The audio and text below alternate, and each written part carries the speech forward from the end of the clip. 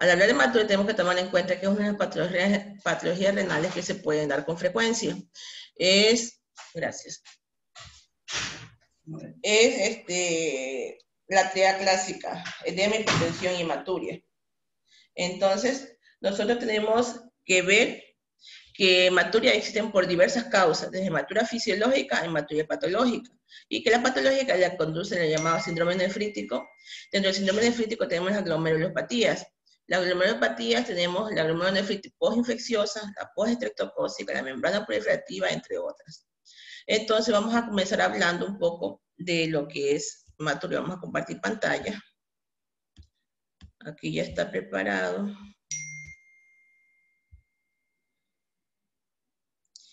Ya, entonces vamos a hablar de hematuria, vamos a hablar de la hematuria orinas coloreadas. La hematuria es la presencia de sangre en la orina, básicamente. Se clasifica en intermitente, transitoria y persistente. Al hablar de intermitente, hablamos que es la discontinua. Al hablar de transitoria, la casual. Y al hablar de persistente, se encuentra en más de 3 controles. Cuando persiste más de 3 controles, es la persistente. Esta también puede ser macroscópica y puede ser microscópica. Y también puede ser asintomática o con signos clínicos acompañantes. La prevalencia de hematuria asintomática es el 2% en edad escolar. En la mayoría de los casos es de tipo transitorio. Hablamos de hematuria microscópica, que es aquella que se ve a través del microscopio, como su nombre lo dice. Hablamos que cuando hay más de 5 eritrocitos por campo, cuando con un aumento de 40 en muestra de orina aislada y centrifugada, más de 5.000 eritrocitos por minuto en orina recogida durante 3 horas, más de 500 eritrocitos por milímetro cúbico de orina, tía reactiva, reacción positiva a la tía de peróxido, alta sensibilidad, falsos negativos pueden deberse a un pH menor a 5, falsos positivos pueden deberse a contaminación bacteriana con peróxidos. La hematuria macroscópica, la que se ve a simple vista, la famosa hematuria coloreada, como agua de carne que decimos nosotros, que es la famosa hematuria de los pacientes con síndrome nefrítico, cuando hay más de 500.000 eritrocitos por minuto en la orina, recogida durante 3 horas. La causa de falsa hematuria, o sea, de hematuria que no es glomerular, tenemos nosotros algunas drogas como el metronidazol, la cloroquina, la difenilidantoína, alfa-metildopa, la adriamicina, la rifampicina, los nitrofuruanos, los buratos en los neonatos, colorantes de anilina, en los dulces, la remolacha, que es el betabel en otras partes, ¿ya? Porque puede provocar esta coloración. ¿Cuál es el origen de la hematuria? A nivel glomerular, hay una alteración a nivel de la membrana basal glomerular, se producen los famosos hematíes que salen dañados, y estos de aquí, o se altera su forma, ¿ya? Entonces, se produce una alteración a nivel de este glomérulo, y por tanto se va a dar la famosa hematuria. La no glomerular simplemente pasa por el glomérulo, porque por la anilina de los dulces, hablamos de hematuria, también hablamos de hematuria de ejercicio, también falta, ¿ya? Algún alimento como el betabel, que es la remolacha, pueden pasar y simular una orina coloreada, pero hay que centrifugarla y ver si en realidad es perteneciente o no al glomérulo. ¿Qué elementos en el examen de orina permiten orientar hacia el origen de la hematuria? El color de la orina, son orinas amarronadas, que yo decía como agua de carne, es hematuria glomerular. La orina roja, rutilante, con coágulos, es hematuria no glomerular, que puede ser originada por un cálculo, por una litiasis renal, y que viene arrastrando, dañando la pared del ureter, y provoca una orina coloreada, pero no es glomerular. Es una orina que puede ser con coágulos rutilantes, además está precedida con un dolor. La presencia de proteinuria es una hematuria glomerular. En la tía reactiva debe buscarse siempre. Cuando hay proteinuria en la tía reactiva, siempre hay que buscarse la hematuria glomerular. ¿Existe algún análisis disponible que permita orientar hacia el origen de la hematuria? El examen de glóbulos rojos bajo microscopía de fase, examen de primera orina en la mañana, es la orina 24, la proteína de 24 horas. Se va a analizar la morfología de 100 células. Hay dos tipos de origen de, usted sabe, la materia, la glomerular y la extraglomerular, o sea, la que no es glomerular. La glomerular, más del 80%, 11 glóbulos rojos con deformación de la membrana, y la extraglomerular, glóbulos rojos con membrana intacta. Esa es la diferencia, por eso les decía yo que a nivel de la membrana podocitaria se produce una alteración, entonces los glómerulos salen deformados, perdón, los glóbulos rojos salen deformados, entonces se produce la hematuria, y por tanto esta va a ser de origen glomerular. Y la otra, los glóbulos rojos salen con la membrana intacta y no hay ningún problema, más bien es porque se ingirió algo que hizo cambiar la coloración de la orina. La imagen muestra protrusiones de glóbulos rojos deformados, como ustedes pueden ver aquí. Los glóbulos rojos están deformados, que se producen en la membrana de glóbulos rojos al pasar por la membrana basal. La presencia en orina de... Déjenme ver... La presencia...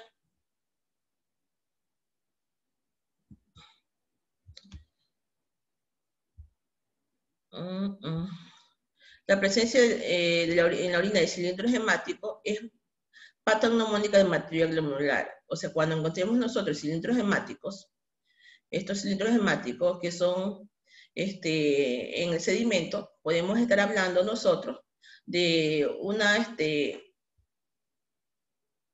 hematuria de origen glomerular y por tanto de una patología que puede ser el síndrome nefrítico.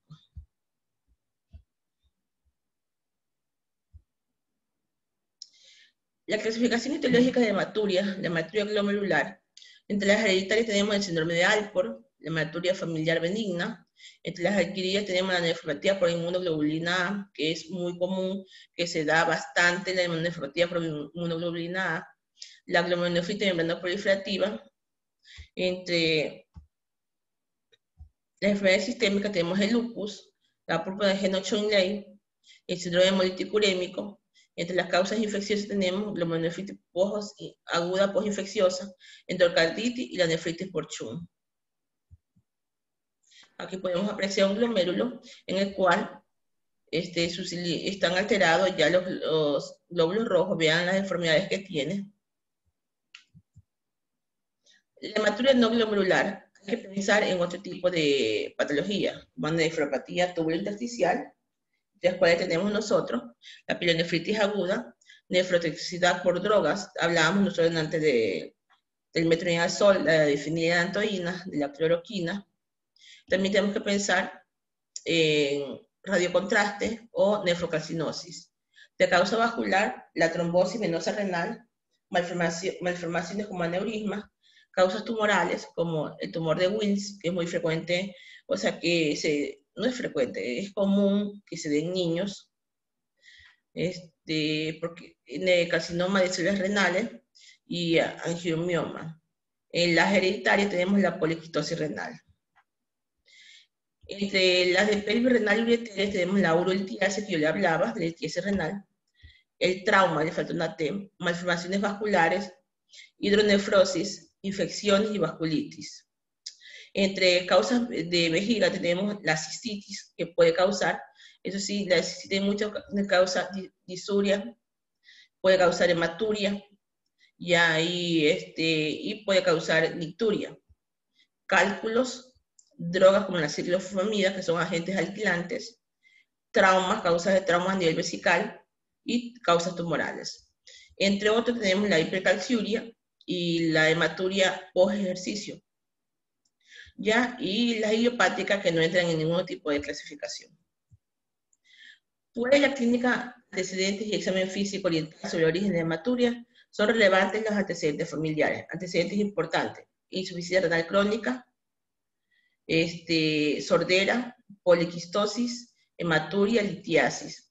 Si es una insuficiencia renal crónica, hay que pensar siempre en una enfermedad de Alport, poliquistosis renal en una poliquistosis adquirida, y litiasis en una hipercalciuria, que generalmente los cálculos de calcio son los que más orientan hacia que pueden provocar una hematuria. Síntomas y signos acompañantes, la hematuria macro y microscópica, continuo intermitente, color de la orina, con o sin coágulos, ¿qué relación tiene con la micción? Hay artritis, rascutáneo, alopecia y fiebre, enfermedad inmunológica sistémica. Si hay edema y hipertensión, una glomerulopatía. Rescatar antecedentes personales, episodios de hematuria previa, faringitis o epidermitis reciente, traumatismo reciente, cardiopatía previa, válvula de desviación del líquido cefalorraquídeo, extracción dentaria reciente, medicación, agentes alquilantes, entonces cuando estás haciendo la quimioterapia, diarrea reciente o en la última semana, siempre hay que pensar en un síndrome multiurémico que puede provocar una glomerulopatía, generalmente ocasionada por la shigellosis o también por la Escherichia coli enterohemorrágica.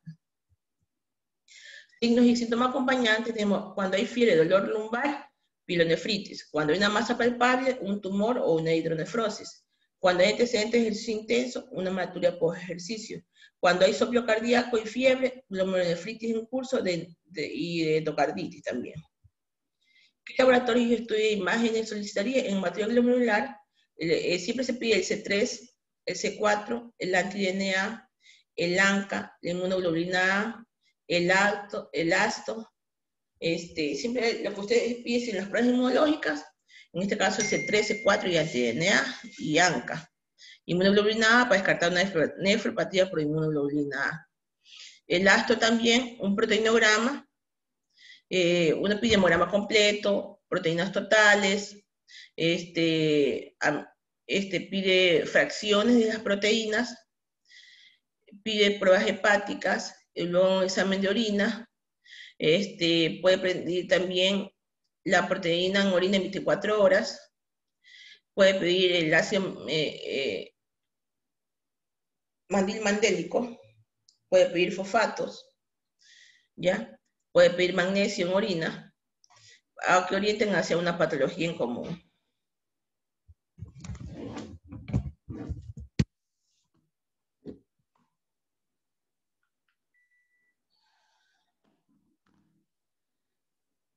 Aquí está urea creatinina, ionograma. El tricocome también tiene el grupo A o B. Hemograma, proteinuria, creatinuria, serología de hepatitis, porque la hepatitis también se puede ser causa. Hepatitis B, C, también para todo lo referente a la inmunodeficiencia, la inmunodeficiencia, ecografía renal, que nos ayuda para saber cómo está funcionando el riñón, ecografía Doppler renal, orina completa, padres y hermanos, porque puede ser una enfermedad hereditaria que nunca se haya descubierto.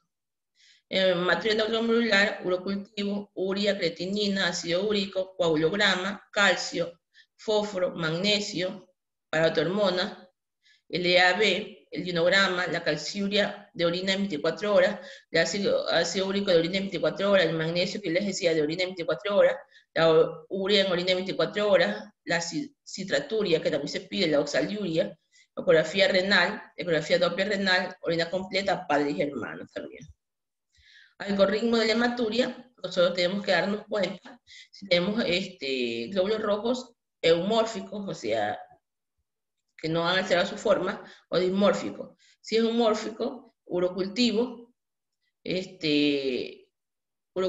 si vemos que la ecografía renal es patológica, hay que pensar en una pilonefritis aguda o crónica, nefropatía de reflujo, hidronefrosis, nefritis intersticial, nefrocalcinosis o litiasis.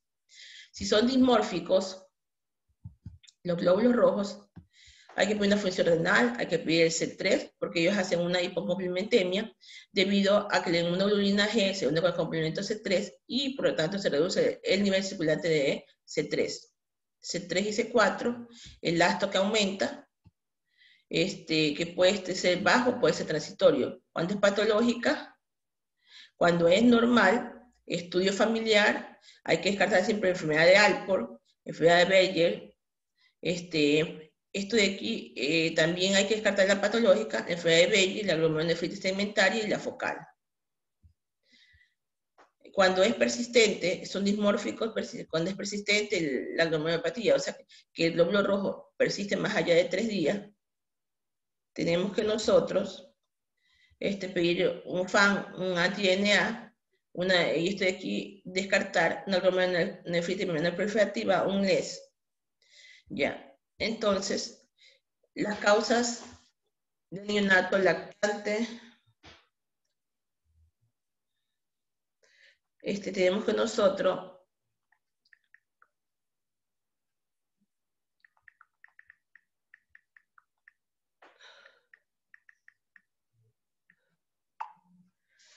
que ver las causas que son frecuentes en neonatos, en lactantes, preescolar, escolar y adolescente. En el neonato, malformaciones congénitas, infección de vías urinarias. En el lactante, infección urinaria, cristaluria, uropatía obstructiva, tumor de Wills, nefrocarcinosis. En el preescolar, infección urinaria, glomerulonefritis postinfecciosa, nefropatía por inmunoglobulina A, hipercalciuria, uropatía obstructiva, tumor de Wills y enfermedad de Alport. En el escolar y adolescente, infección urinaria, ejercicio, glomerulonefritis postinfecciosa, nefropatía por inmunoglobulina A, glomerulonefritis proliferativa, enfermedad de membrana delgada, hipercalciuria, litis renal y Alport. Recordar, hematuria de 5 más hematías por campo de orina centrifugada puede ser glomerular o no glomerular.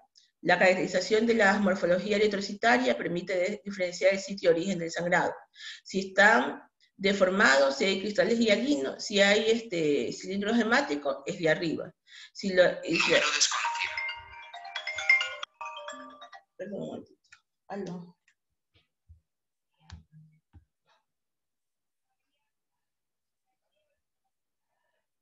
Buenos días, dígame niña que estoy en clase. Yo soy la hija. Ya. Ya. Ciudad de la Luz de América, Avenida 24 de Mayo, calle J. Elías Hervis. Eso, la Ciudad de Luz de América queda entrada por la compañía Viol, la que está frente al Jardín Botánico.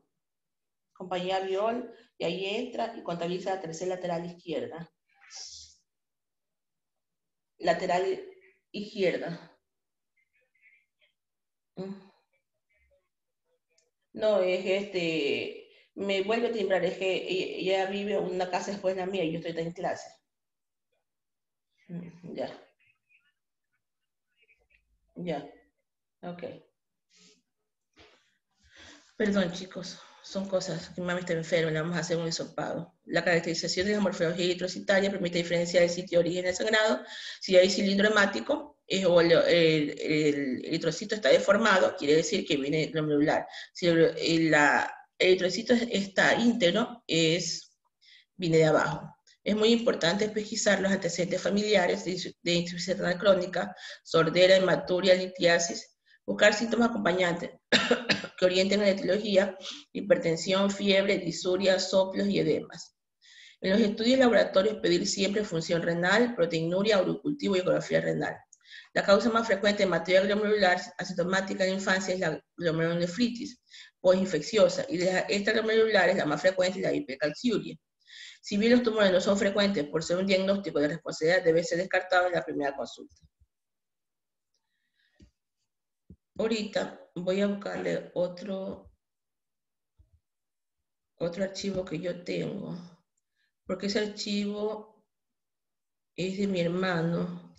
Mi hermano está en Argentina haciendo la especialidad, pero estaba haciendo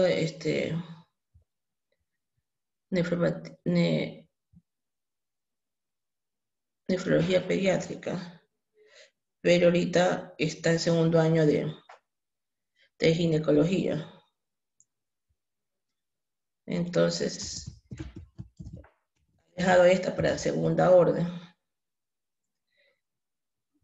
Y estamos en eso, que la termine esta especialidad también, porque esta es muy buena.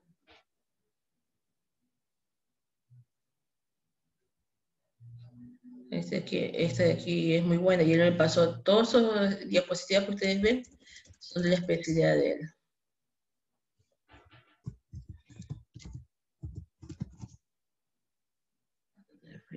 Déjeme ver. no son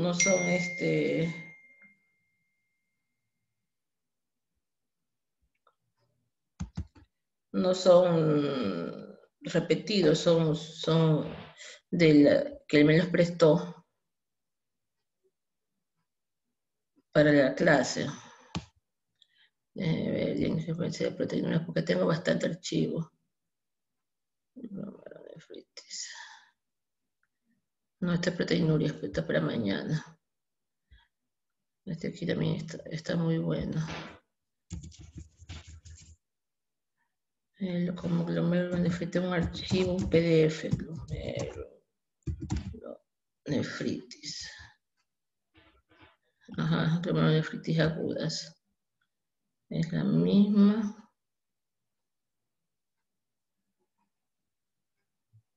Creo que es la misma.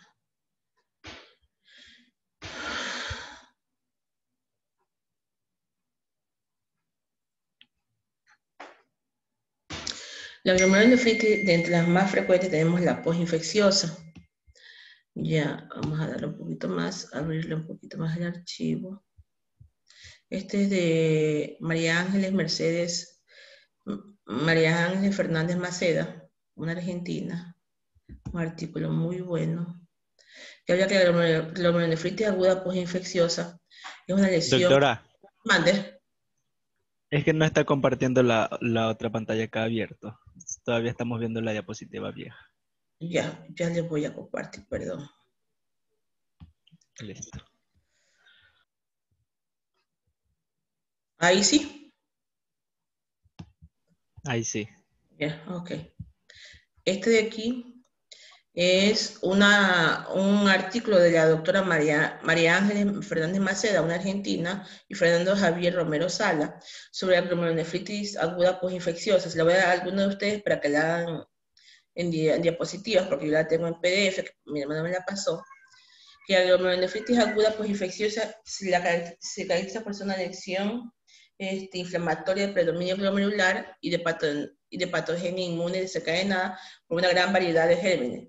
Es una enfermedad propia de la edad infanto-juvenil, siendo los niños entre 4 y 14 años los más afectados. El prototipo es la glomerulonefritis aguda postestreptocócica y la presentación clínica más característica es el síndrome nefrítico agudo.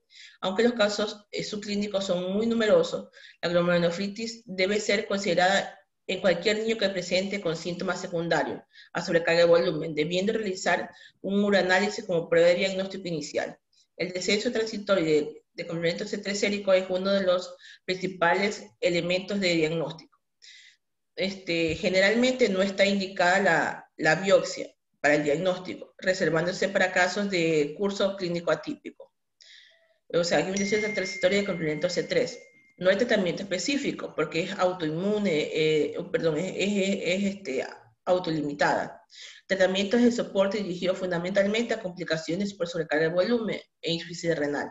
Las medidas terapéuticas incluyen restricción de líquidos y de sal, tratamiento con diuréticos y erradicación del proceso infeccioso si permanece activo. Es decir, el tratamiento incluye lo que es, por ejemplo, si tratar sintomático, si hay infección de vías urinarias, no date metropin sulfamethoxazol porque produce precipitación de cristal, o sea, cristaluria. Se puede dar cefalosporina, como la cefalexina, a 50-80 miligramos por kilogramo de peso. O la amoxiclavulonato de 50-80 miligramos por kilogramo de peso, que va muy bien, amoxiclavulonato o amoxiclavulosulbactam. Y aparte de eso, si están con edema, incluye la instauración de lo que es, en este caso, de lo que es la furosemida, de 0.5 a 1 miligramos por kilogramo de peso, ¿ya? Como diurético, porque puede cruzar con edema, hipertensión y hematuria. Entonces, el edema, acuérdense que el principal medicamento utilizado para lo que es la sobrecarga de volumen y por ende para disminuir la presión es el diurético. Entonces la furosemida de 0.5 a 1 miligramos por kilogramo de peso, o podemos darlo de 1 a 3 miligramos por kilogramo de peso como dosis de ataque, y de 0.5 a 1 miligramos por kilogramo de peso como dosis de mantenimiento. Y darle la medicación no utilizar solamente de pronto un B48, que es un catéter heparinizado que se pone, y el manejo del líquido solamente para pasar la medicación. Si el niño tolera la vía oral, darle la cefalexina o amoxiclavulanato. O podemos utilizar la vía para pasar amoxiclavulanato, ahí sí de 80 a 90 miligramos por kilogramo de peso cuando es por vía intravenosa, hasta 150. Doctora, ¿podría repetir la dosis de la furosemida? De 1 a 3 miligramos por kilogramo de peso como dosis de ataque. Y como dosis de mantenimiento, 0.5 a 1 miligramo por kilogramo de peso cada 8 horas.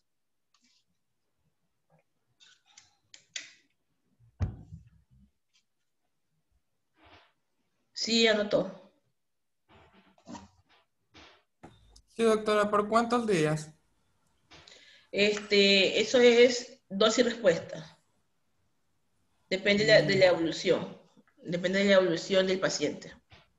De cómo vaya manejando su presión.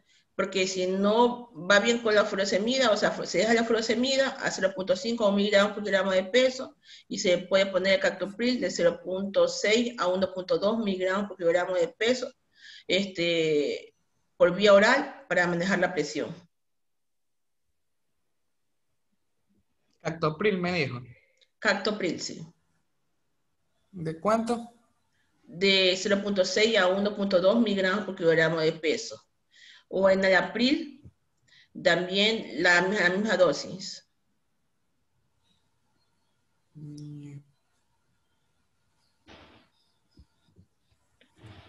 Gracias, doctor. Ya.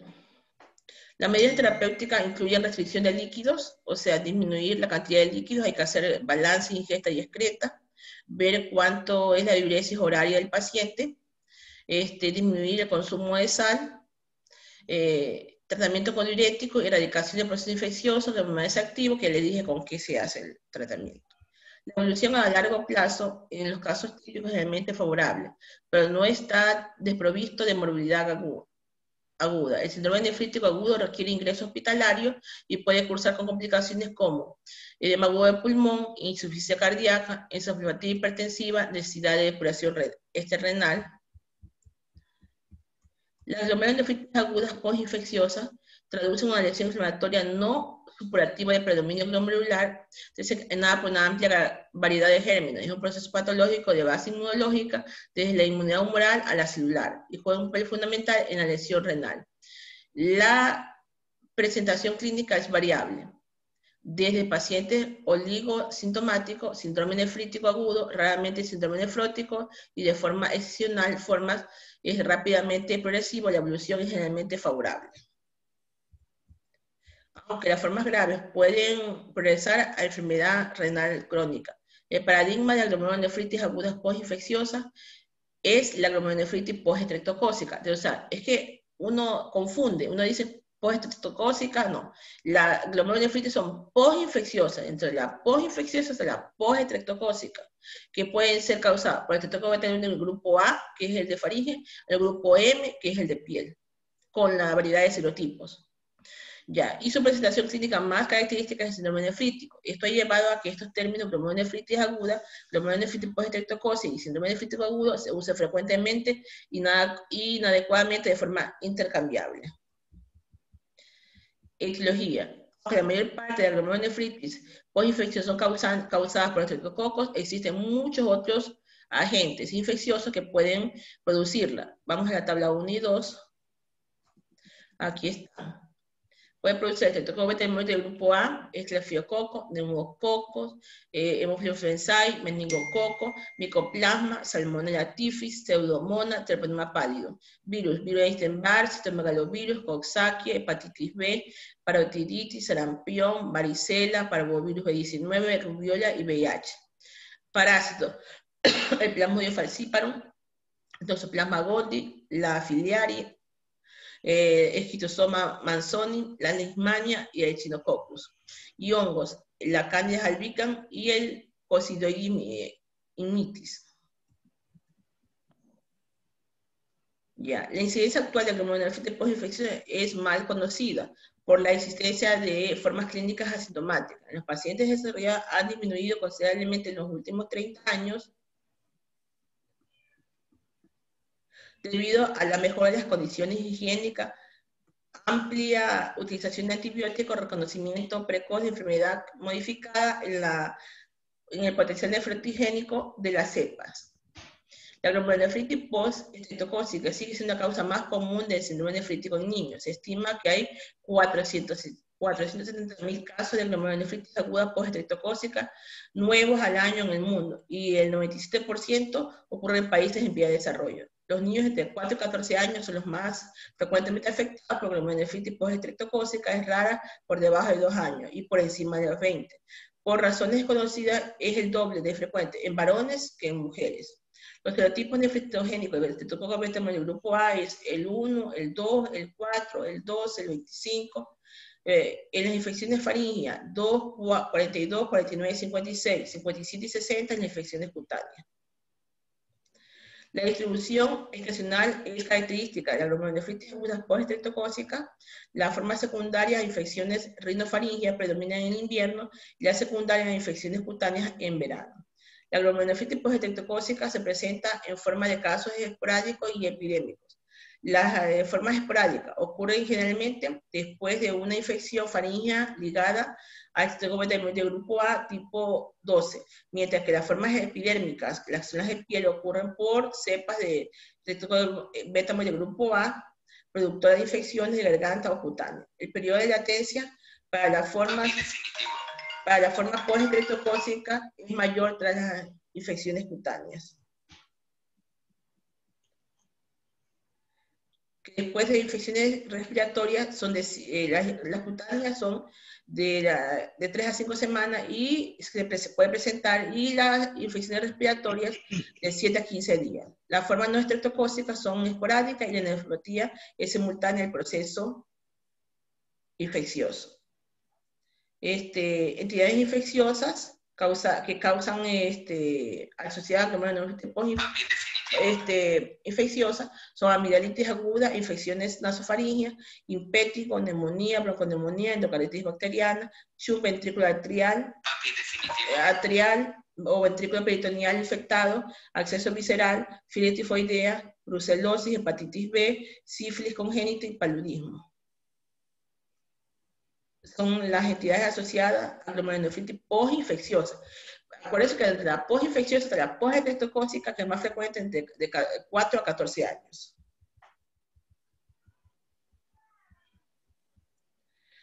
Bueno, esto de aquí es patología, proceso secundario, el proceso patológico inmunológico primario activa los siguientes sistemas que contribuyen a la inflamación y daño glomerular. Activación predominante del complemento por la vía alternativa, pero también es activado por las vías lectinas. La activación por la vía alternativa produce una disminución del C3, o sea, por la vía lectina es que disminuye el C3 sérico con niveles de C4 normales. En otra cursa con C3 bajo y también C4 también se altera. O sea, no siempre es igual. La activación del complemento resulta en generación de factores quimiotácticos que atraen leucocitos al sitio de la lesión y formación de complejos de ataque en la neurona C5b-9, que puede causar lesión directa de las células glomerulares y liberación de las citoquinas, prostaglandinas, radicales de oxígeno y apoptosis celular. Activación de la cascada de coagulación, porque también puede presentar alteraciones de la coagulación que resulta en la formación de trombos y depósitos de fibrina. También hay activación y también hay consumo de plaquetas. Hay reclutamiento y proliferación celular. Una constante en la glomerulonefritis es la hipercelularidad glomerular difusa, resultante del infiltrado de leucocitos, neutrófilos, macrófagos y monocitos reclutados en el glomérulo por la liberación de los factores quimiotácticos, de la proliferación de células endoteliales y de la expansión del matriz mesangial. Cuando se activan estas células, producen y liberan moléculas vasoactivas, proteasas, citoquinas y prostaglandinas, factores de crecimiento y radicales de oxígeno que contribuyen al daño glomerular. También existe lesión de podocitos, que es lo que se alteran las membranas podocitarias, que liberan un factor de crecimiento de fibroblastos que producen proliferación mesangial y agravan la lesión porositaria. Este es el daño del glomérulo, el daño endocapilar, el daño epitelial, el daño mesangial que se producen en esta parada. En esto de aquí, los exámenes tenemos la inmunofluorescencia, la microscopía electrónica también. Clínicamente, la glomerulonefritis postinfecciosa puede tener un curso clínico y generalmente se presenta como síndrome nefrítico agudo, más raramente como síndrome nefrótico y de forma excepcional como glomerulonefritis rápidamente progresiva. La glomerulonefritis postinfecciosa, su clínica se caracteriza por microhematuria asintomática, presión arterial normal o elevada, C3 disminuido, si no necesario, la sospecha epidemiológica para su diagnóstico. La forma clínica de glomerulonefritis aguda infecciosa es el síndrome agudo, el síndrome nefrítico agudo, que se define por aparición brusca de hematuria, de edema, de hipertensión, de proteinuria, pero la proteinuria es subaguda, o sea, la proteinuria moderada. Generalmente en el síndrome nefrótico es de 3 gramos en 24 horas. En el síndrome nefrítico es de 2 gramos en 24 horas o menos. Por eso dice moderada. Oliguria con deterioro de la función renal, grado variable. La hematuria microscópica es un hallazgo casi universal. La hematuria macroscópica se presenta en un 30-50% de pacientes, siendo el motivo de consulta más frecuente. Es una hematuria de características glomerulares que cuando es macroscópica la orina es de color color de cola o de té, sin coágulos, indolora, uniforme. En cambio la otra es con coágulo, con coágulo, roja, rutilante. Este de aquí, en cambio, es color de cola o de té, sin coágulos, indolora, uniforme durante la misión. Su duración es variable y la desaparición progresiva. El edema es más frecuente en niños en un 90%, que en adultos en un 75%, que es raro en adultos que se presente. Suele ser facial, como ya se ha indicado en las otras literaturas, como ustedes ya lo han visto, cuando vieron nefrología, suele ser facial y palpebral, aunque puede ser generalizado, es un edema duro, que no deja fobia, y es rara la citis. Se debe a retención, el edema es por retención de sodio y de agua, diferente al edema del síndrome nefrótico, que es un edema por disminución de proteínas.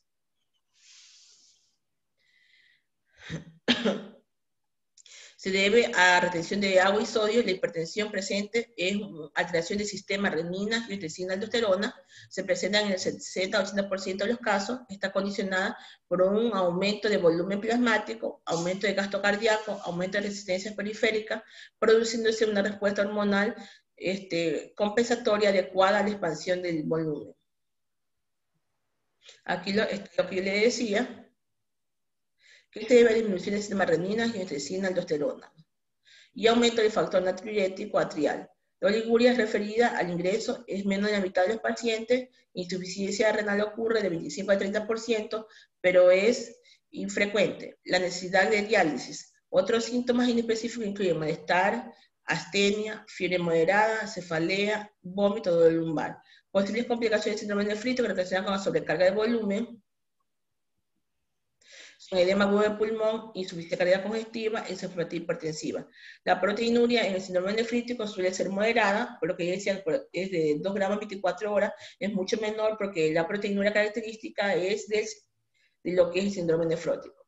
La proteinuria masiva, con o sin otras características del síndrome nefrótico, se presenta en alrededor del 2 al 4% de pacientes y su persistencia es un factor de riesgo para la progresión hacia enfermedad renal crónica.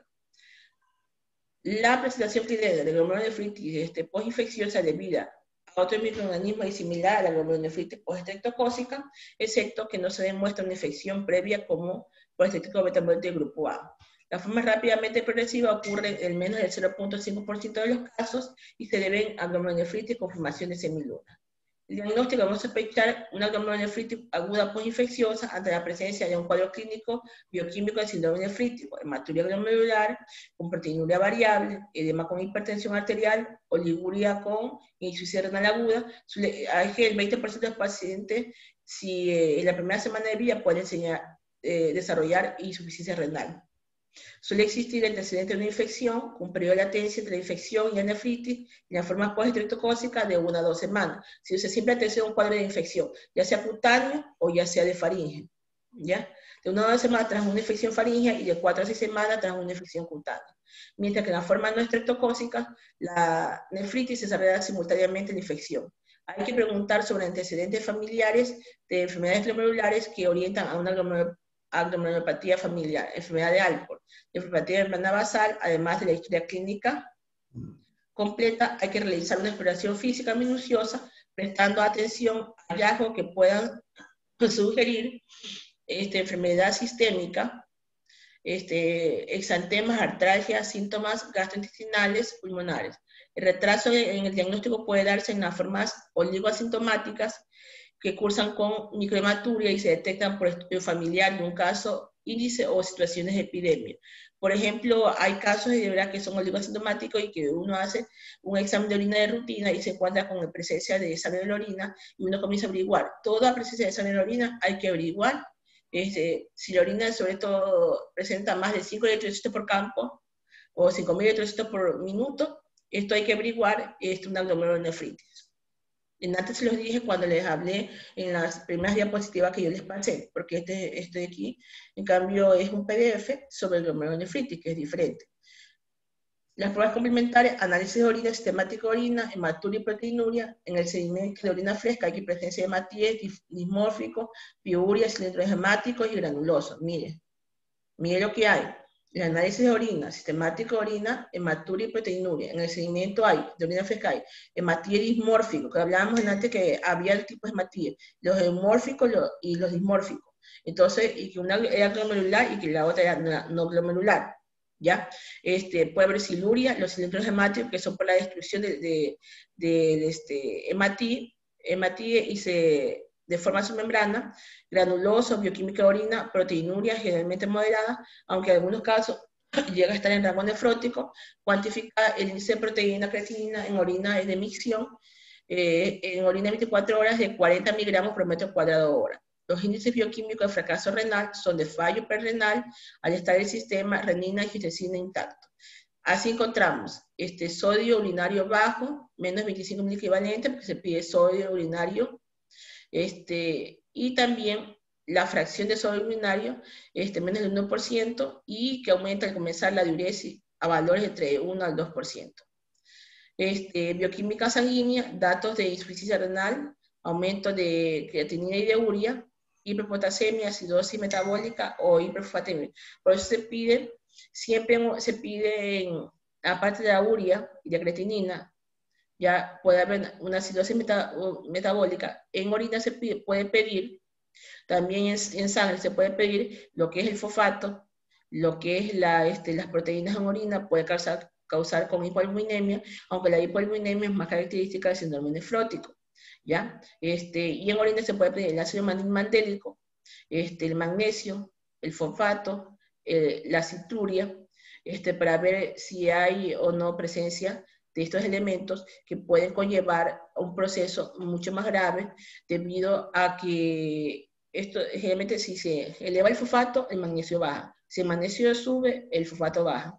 Entonces, estos son indicativos de que hay un daño renal.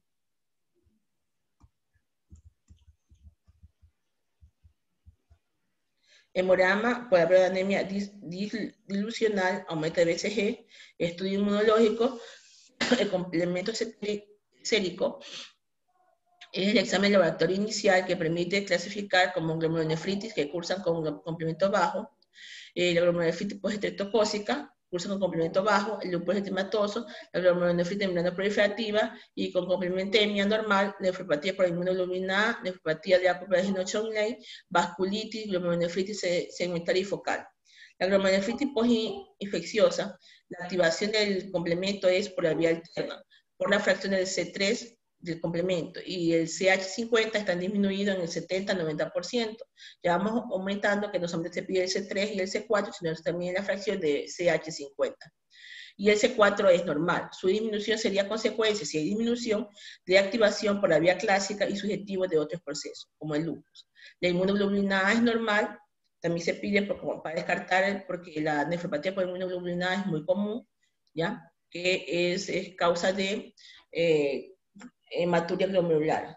De eso lo hablamos en antes. Y los ANA negativos, aunque niveles de C3 y CH50 no excluyen el diagnóstico de glomerulonefritis postinfecciosa, debe hacerse pensar en otras etiologías, específicamente nefropatía por inmunoglobulina A. Acuérdense, la nefropatía por inmunoglobulina A también cursa con alteraciones en C3 y CH50.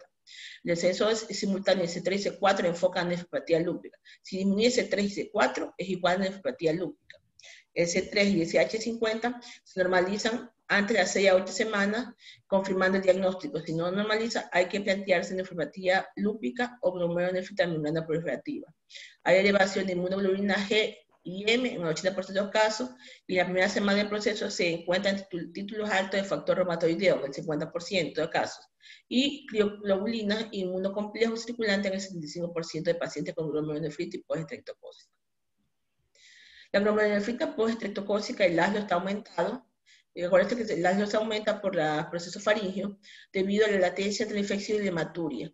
El frote faríngeo o cultivo de piel sería positivo el tetracobetamol de grupo A, son el 25% de los casos. La serología frente a antígenos tetracócidos que evidencia infección reciente por tetracobetamol de grupo A muestra resultados muy variables, siendo muy sensible a determinación de DNA-SAB, tanto en infecciones faríngeas como en la piel, en el título de asma, el cual puede ser falsamente bajo o negativo en pacientes con infección de piel previamente tratados con antibióticos. Otras glomerulonefritis postinfecciosas serían las de hepatitis B, C, citomegalovirus, y otros estudios microbiológicos en función de sospecha clínica. Ecografía renal, riñones aumentados de tamaño y generalmente hiperecogénicos se encuentran. En resumen, el diagnóstico de glomerulonefritis postinfecciosa se inicia con el reconocimiento del síndrome nefrítico agudo en un paciente previamente sano sin otras manifestaciones sistémicas. Lo apoya el antecedente infeccioso y que cursa con un C3 y CH50 disminuido. Acuérdense que C3 bajo y C4 bajo es nefritis lúpica. Y se confirma si empieza a remitir en 1 o 2 semanas y C3 se normaliza. Aquí se reúnen las principales síntomas. Tenemos nosotros hematuria, depósito en hematuria y proteinuria. Tenemos nosotros antígeno anticuerpo, formación de inmunocomplejos, que el inmunocomplejo son inmunoglobulina G más el C3. Depósito de capilares y glomerulares, hematuria y proteinuria, filtración glomerular, alteración de disminución de filtración glomerular, oliguria, disminución de presión urinaria de sodio y expansión del espacio extracelular, edema, sobrecarga de volumen, hipertensión arterial. Cuando hay anticuerpos, aumento de ASLO, aumento de hialuronidasa y de antidesoxirribonucleasa, activación de complementos, disminución de C3 en plasma, podemos encontrar en la filtración glomerular, aumento de urea plasmática, aumento de creatinina plasmática, en la excreción urinaria de sodio, podemos encontrar disminución de fracción renal fraccionada de sodio, y expansión del espacio extracelular, podemos encontrar disminución de renina plasmática y disminución de aldosterona plasmática. Tratamiento: restricción hidrosalina, limitando la ingesta de líquidos de 300 a 400 ml por metro cuadrado de superficie corporal, pero tomando en cuenta las pérdidas insensibles, y la de sodio de 1 a 2 microlitros por kilogramo día. Antibiótico de asa necesaria en 80% de los casos. Dentro del antibiótico de asa tenemos nosotros la furosemida. De la diuresis es fundamental para la resolución del edema, de la hipertensión y de la hipervolemia. Dosis inicial, esta es intravenosa, 1 miligramo por kilogramo de peso, que le dije antes, que le dije de 1 a 3, como dosis de ataque, y de 0,5 a 1 como dosis de mantenimiento. Máximo 40 miligramos. Dosis diarias de 2 a 4 miligramos por kilogramo en 2 o 3 dosis oral o intravenosa. Generalmente se necesita durante 1 o 2 días. La hipertensión arterial se requiere tratamiento antihipertensivo hasta en el 50% de los casos, cuando la gravedad de la hipertensión aconseja no esperar el efecto del tratamiento con diuréticos. Se utilizan preferentemente vasodilatadores directos y antagonistas de canales de calcio, evitando el uso de IECA por su efecto hipercalemiante. Por eso que utilizamos nosotros el captopril. Aquí tenemos la hidrasalina. Ellos la manejan de 0.75 a 1 miligramo por kilogramo día, repartido cada 6 o 12 horas, máximo 25 miligramos dosis, intravenoso o intramuscular 0.1 a 0.2 miligramos por kilogramo, máximo 20 miligramos, se puede repetir cada 4 o 6 horas si precisa. El nifedipino, que también utilizan ellos, antagonista de calcio, 0.25 a 0.5 miligramos por kilogramo dosis, máximo 10 miligramos, oral, vida media corta de 2 a 5 horas, por lo que se puede repetir cada 4 o 6 horas. Suele ser efectivo y seguro en niños, aunque puede producir hipotensión imprescindible, taquicardia impredecible, taquicardia refleja en adultos. Por eso, casi en adultos la respuesta hipotensora inducida puede ser brusca, intensa y difícil de controlar. Ya, por lo que se precisa un control riguroso de la presión arterial. La encefalitis hipertensiva es infrecuente, pero precisa un tratamiento enérgico con hidralazina parenteral, dicarbidipino o nitroprusiato sódico. La hipopotasemia, restricción dietética y resina, intercambio iónico, resina muestra calcio, 1 gramo por kilogramo, tratamiento etiológico, solo si hay evidencia de infección activa, corticoide inmunosupresores se reserva para la forma rápidamente progresiva o para cuando hay un síndrome nefrótico, para síndrome nefrítico no, solamente para la rápidamente progresiva, con tendencia a la cronicidad, síndrome nefrótico, hipocompentemia persistente o insuficiencia renal, diálisis en menos del 5% de casos, uremia, alteraciones hidroeléctricas inmanejables de forma conservadora o sobrecarga cardiocirculatoria grave. Mi hermano me decía que cuando hay el síndrome hemolítico urémico, terminan haciendo hemodiálisis o diálisis, porque tienen que eliminar en estos pacientes, sobre todo el daño que produce la bacteria, o sea, la toxina. Entonces hacen el recambio hasta que el niño mejore. La evolución del pronóstico, en la mayoría de los casos hay evolución, hay una resolución espontánea, progresiva y total con independencia de la gravedad inicial. La diuresis se normaliza a la semana y la creatinina sérica regresa a valores previos a las 3 o 4 semanas. El edema y la hipertensión suele desaparecer de 5 a 10 días, la orina se aclara progresivamente, más o menos unos 3 meses, suele desaparecer en 3 a 6 meses, mire, aunque a veces lo hace al año o más tardíamente, por eso yo decía de 1 a 3 meses. Proteinuria, el descenso es más lento, en los casos graves con proteinuria en rango nefrótico, la proteinuria puede persistir durante 6 meses o más, pudiendo persistir proteinuria leve a los 3 años en 15% y 7 a 10 años en un 2% de pacientes. La correlación clínico-histopatológica, cuando se hace un estudio, pero más bien cuando es dependiendo de la variedad histológica, esto es cuando es más nefrótico. Datos que apoyan una evolución favorable al mes, desaparición de hematuria macroscópica, proteinuria, y el síndrome nefrótico y normalización del filtrado glomerular y la presión arterial. A los 2 o 3 meses, normalización de complemento C3 sérico. En caso de no producirse alguna de estas premisas, se planteará la realización de una biopsia renal para diagnosticar la lesión histológica y valorar lo que le decía, valorar el estado de tratamiento específico. Recurrencia es rara posiblemente por la persistencia a largo de plazo de anticuerpos o nefritis. Pronóstico, la mayoría de los pacientes en particular en la edad pediátrica tiene un pronóstico favorable. Ya, ni la gravedad del síndrome nefrítico ni la gravedad de disminución de complemento sérico tienen importancia en el pronóstico a largo plazo. En el seguimiento a los 15 años, tras el episodio agudo, Rodríguez, Iturbi y Coles encontraron que la incidencia de microhematuria es 5%, proteinuria es 7%, hipertensión arterial 3%, no influiría significativamente en la población general. Menos del 0.1% de pacientes tendrán uremia tras 10 o 20 años, pero es rarísimo. Los únicos datos que aparecen relacionarse con el pronóstico a largo plazo de la hemorragia postinfecciosa son proteinuria masiva, tras la fase aguda, presentación rápidamente progresiva. Mención especial, bueno, esto de aquí. Hemos terminado, no sé qué les ha parecido el tema, si les gustó, no les gustó, les hablé mucho.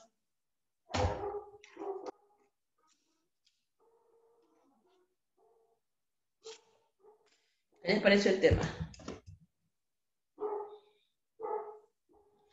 Se han quedado callados. Doctora, puede subir el artículo al grupo de Facebook. El artículo Sí, que les gustó. para leerlo completo. Pero se lo leí, o sea, sí se lo leí. Voy a mandarlo a ver si usted me hace las diapositivas de ese artículo. Ya pues. Porque yo no lo tengo en diapositivas, porque mi hermano me lo envió hace poco. Y me parece que es muy bueno. ¿Qué le parece el artículo? Sí, eso quería, o sea, como que ponerlo más, como que en Más diapos y pausado. ahí. Es que hay que Sí. leerlo pausado. Yo porque ya me lo leí. Leerlo más calmadito. Sí, sí entiendo. Sí, porque se los leí muy rápido, ¿qué? No, pues que este Igual hay que ya se lo ha estudiarlo. de haber leído la tercera vez, doctora. Nosotros es la primera. Bueno, yo se los paso. Pero le cuento que es muy bueno. A ver, entonces, ¿quién me va a hacer la diapositiva de ese artículo? ¿Para cuándo es? Que me lo haga para la próxima semana, está bien. Ya, yo puedo, si quiere, guacho, ayúdame con la mitad del artículo. Ya, entonces, ahora veo cómo se lo paso, lo descargo de ahí y se lo envío. Lo envío a ver con el grupo de Facebook, a ver cómo hago. Bueno, chicos, ¿qué les pareció el de Fritis y Maturia?